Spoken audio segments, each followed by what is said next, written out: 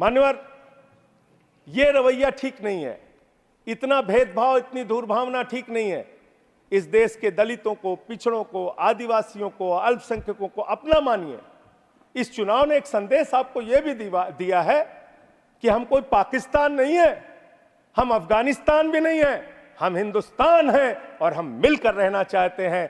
पूरी धर्मनिरपेक्षता को मजबूत करके मिलकर रहना चाहते हैं। संविधान को अपने आगे रखकर मजबूती से उसके साथ चलना चाहते हैं। मानवर, ये देश हिंदुओं का भी है, मुसलमानों का भी है, सिखों का भी है, ईसाइयों का भी है, बौद्धों का भी है, जैनियों का भी है। ये देश सबका है। मान्यवर, इस भावना से आप देश को आगे लेके चलिए, पूरा देश आपके साथ खड़ा होगा। इतनी नफरत, इतनी दुर्भावना आपके मन में क्यों है? क्यों आप सबको अपने से दूर करने की कोशिश करते रहते हैं? इस पार्टी को भारतीय जनता पार्टी ही रहने दीजिए।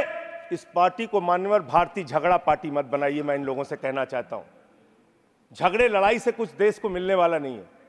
झगड़े लड़ाई से देश की उन्नति होने वाली नहीं है। आपको 240 सीटें मिली हैं, आप गठबंधन की सरकार चला रहे हैं, आप चलाइए, लेकिन इसके साथ साथ विपक्ष की भी अपनी भूमिका है, उस भूमिका को ध्यान में रखिए। विपक्ष को भी अपने साथ लेकर चलिए। इतना अगर आप टारगेट करके एक एक पार्टी को खत्म करने की कोशिश करेंगे, तो जो दूसरों को खत्म करने की कोशिश करता है वो अपने आप ईश्वर उनको सही रास्ते पे पहुंचाने का काम करता है। और रावण का अहंकार नहीं चला मान्यवर, तो किसी और का अहंकार क्या चलेगा? और हिंदू धर्म कितना विराट धर्म है, कितना विशाल धर्म है। हिंदू धर्म तो वसुदेव कुटुंबकम की बात करता है, कहता है पूरा विश्व हमारा परिवार है। हिंदू धर्म कहता है मान्यवर, कोई भी पूजा हम लोग खत्म करते हैं, कहते हैं धर्म की जय हो, अधर्म का नाश हो, प्राणियों में सद्भावना हो, विश्व का कल्याण हो। लेकिन अफसोस है कि भारतीय जनता पार्टी की मानसिकता है प्राणियों में दुर्भावना हो, प्राणियों में बंटवारा हो, प्राणियों को आपस में बांटा जाए। इनके लिए बहुत अच्छी लाइन है, वो मैं कहना चाहता हूं। बहुत ही अच्छी लाइन आप लोगों के लिए लिख कर लाया था कि किस तरह से आप लोग मुद्दों से ध्यान हटाना चाहते हैं। सभी का ध्यान बांटा जा रहा है, सभी का ध्यान बांटा जा रहा है। ये हिंदुस्तान बांटा जा रहा है, सभी का ध्यान बांटा जा रहा है। ये हिंदुस्तान बांटा जा रहा है।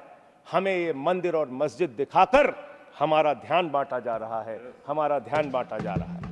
ध्यान बांटने की कोशिश मत कीजिए, मुद्दों पर बात कीजिए। बेरोजगारी बड़ा मुद्दा है, महंगाई बड़ा मुद्दा है, अशिक्षा बड़ा मुद्दा है, अग्निवीर बड़ा मुद्दा है, देश को कैसे तरक्की, भ्रष्टाचार बड़ा मुद्दा है। हमारे किसी साथी ने कहा, मैं आपका स्वागत करता हूं, कितनी अच्छी बात आपने कही, भ्रष्टाचार बहुत बड़ा मुद्दा है। लेकिन यह कैसा भ्रष्टाचार है? भारत के प्रधानमंत्री कहते हैं यह मोदी की गारंटी है, एक एक भ्रष्टाचारी को जेल में भेजूंगा, इस बात की गारंटी है। मुझे खुशी हुई, प्रसन्नता हुई प्रधानमंत्री के इस बात को सुन के। लेकिन जब मैं देखता हूं महाराष्ट्र में 70,000 करोड़ का घोटाला करने वाला बीजेपी के साथ, छगन भुजबल बीजेपी के साथ, नारायण, ठीक है नाम नहीं लेता हूं, नाम नहीं ले रहा हूं सर। देखिए डिलीटेड, मैं दूसरा बस खत्म कर रहा हूं। सुनिए जो सर, एक सेकंड, भ्रष्टाचार के खिलाफ एक सेकंड। इस सरकार ने ईमानदारी का संकल्प लिया है। First, you are speaking while sitting on your seat. I am sure you are very senior man. You know it. And secondly, why are you intervening? I expect from a learned man like you a different kind of conduct which can be exemplified by others. Please help me. Sir प्रधानमंत्री जी का Sanjay ji, these are deleted. ठीक है। आपका जो फैसला है मान्य sir. मान्यवर प्रधानमंत्री जी ने कहा किसी भी भ्रष्टाचारी को नहीं छोड़ूंगा, इस बात की गारंटी है। लेकिन पूरे देश में जब हम लोग निगाह उठाते हैं तब मुझे उनके नारे का मतलब समझ में आया। वो नारा ये है कि एक भी भ्रष्टाचारी को नहीं छोड़ूंगा, ये मोदी की गारंटी है। सारे भ्रष्टाचारियों को बीजेपी में शामिल करूंगा, ये प्रधानमंत्री की गारंटी है। ये गारंटी है आपकी। अच्छी बात है, कीजिए, तरक्की करेंगे आप लोग। और एक वॉशिंग मशीन भी चल रही है। लेकिन मैं एक बात जरूर कहना चाहूंगा, आपने मुझे रोक दिया मान्यवर, मैं मानता हूं, आपके आदेश का पालन करूंगा, लेकिन सब जगह चंदा दो धंधा लो स्कीम मत चलाइए। इलेक्टोरल बॉन्ड में आपका पर्दाफाश हो चुका है। 3,02,000 करोड़ रुपए के ठेके अलग अलग कंपनियों को दिए गए, जिनसे इलेक्टोरल बॉन्ड के नाम पे पैसा लिया गया। इसकी जांच होनी चाहिए, इसकी जांच होनी चाहिए मान्यवर। और मैं अयोध्या का जिक्र करने लगा, आप सब लोग नाराज हो गए।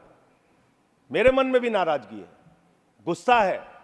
मैंने चेताया था आपको, एप्लीकेशन भी दी थी, कोतवाली तहरीर दी थी।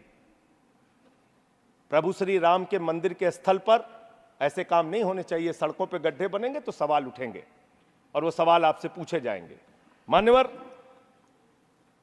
प्रभु श्री राम है, आपने उनके लिए गाना बना दिया, जो राम को लाए हैं हम उनको लाएंगे। बताइए आप, यहां पर बैठा हुआ कोई व्यक्ति क्या इस हैसियत में है कि वो राम को ला सकता है? नहीं, भगवान श्री राम हम सबको लेके आए हैं। भगवान इंसान को लेके आता है, कोई इंसान भगवान को नहीं ला सकता। और प्रभु श्री राम के लिए हमारे एक बहुत पुराने कवि हैं यमुना प्रसाद उपाध्याय जी, उन्होंने लाइन लिखी थी कि तुम्हारी पोल पट्टी खोलने लग जाए तो क्या हो, तुम्हारी पोल पट्टी खोलने लग जाए तो क्या हो, अगर मंदिर की मूरत बोलने लग जाए तो क्या हो, बताओ ब्रह्म बेला में जहां तुम पाप धोते हो वही सरयू का पानी खौलने लग जाए तो क्या हो। आज सरयू का पानी उबाल मार रहा है। अयोध्या में जो हालात हैं वो आपको देखना चाहिए। और अयोध्या के परिणाम से आप नाराज हुए, नाराज होना बनता है, लेकिन उसके कारण आपने सोचे।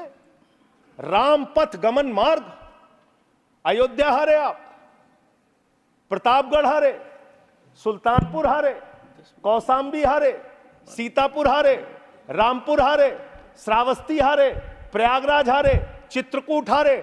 जहां जहां से प्रभु श्री राम गुजरे थे वो सारी सीटें आप लोग हार गए।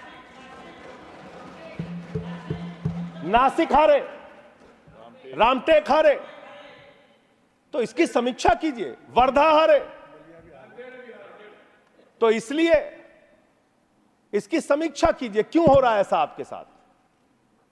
भगवान के नाम पर आप श्रद्धा रखिए और उस श्रद्धा को, उसका विस्तार कीजिए, हमें कोई आपत्ति नहीं है। देखिए आपके साथ ये इनका प्यार खत्म ही नहीं हो रहा है। मान्यवर, मैं सिर्फ इनसे इतना कहना चाहता हूं, आप जो दिल्ली के साथ कर रहे हैं, जो हमारे मुख्यमंत्री के साथ कर रहे हैं, अंतिम बात उनके बारे में कह के अपनी बात को खत्म करूंगा।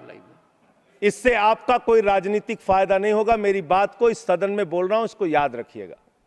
इससे आपका कोई राजनीतिक लाभ होने वाला नहीं है। और आप 1925 की संस्थाएं, 100 साल हो गया, 100 साल पुरानी संस्थाएं, वहां से निकले हैं आप लोग। 100 साल हो गया, लेकिन दिमाग अभी भी बच्चों का, अभी बच्चों की तरह खेल रहे हैं।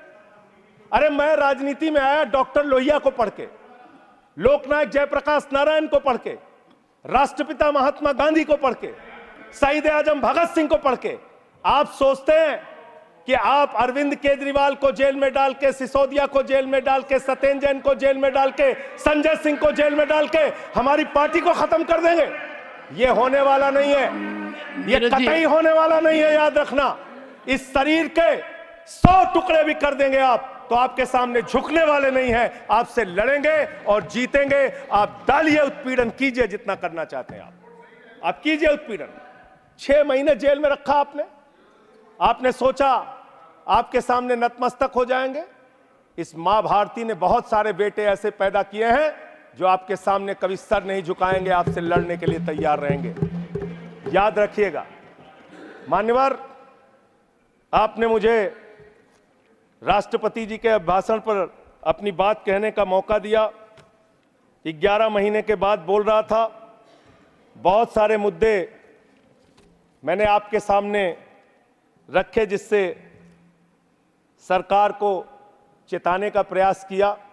कितना चेतेंगे, कितना जागेंगे, ये तो मुझे नहीं मालूम, लेकिन एक ही बात कह के अपनी बात को खत्म करूंगा कि अभी सवेरा है। अगर आप सही रास्ते पे आ जाएंगे तो अच्छा है। अहंकार के रास्ते पे विनाश ही मिलेगा, आपको विकास नहीं मिलेगा, देश को आप आगे लेके नहीं जा पाएंगे। अहंकार छोड़ दीजिए, ये सबसे बड़ी बीमारी आप लोगों को लग गई है। सबका मजाक उड़ाना, सबको गालीबाजी करना, ये सब छोड़ दीजिए। इससे आपका कोई फायदा होने वाला नहीं है, इससे कोई फायदा नहीं होने वाला है। हम आ भी भरते हैं, हम आ भी भरते हैं मान्यवर, हम आ भी भरते हैं तो हो जाते हैं बदनाम, और वो कत्ल भी करते हैं तो चर्चा नहीं होता। बहुत बहुत धन्यवाद।